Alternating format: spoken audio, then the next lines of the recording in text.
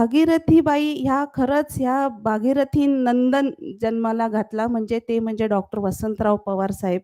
यांच्याकडनं बाईकडनं काय गुण घेतले असतील तर बाई प्रचंड कामसू होत्या.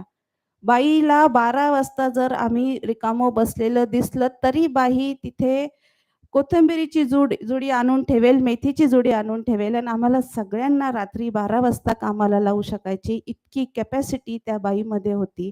आणि तीच कॅपॅसिटी ही साहेबांकडे कुठेतरी बाईकडनं आलेली आहे. त्यांना कुणी रिकामं दिसलं की त्यांनी कामाला लावलंच. एका मिनिटात त्यांच्या समोर कुठलंही काम असेल तर साहेबांनी त्या व्यक्तीला सांगायला पाहिजे की हे करून दे मला.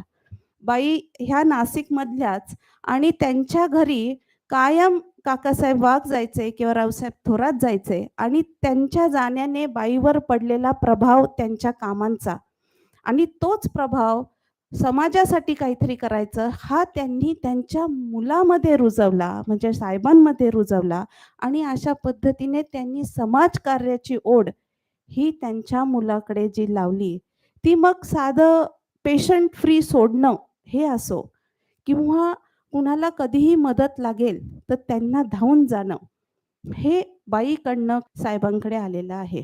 साहेबांना जे ट्रेनिंग बाईने दिलं तर त्यांच्यातला हा एक पैलू की त्यांना कधीही श्रीमंत गरीब हा भेदभाव त्यांनी केला नाही. त्यांनी कायमस्वरूपी टॅलेंटला आणि हुशारीलाच त्यांनी महत्त्व दिलं.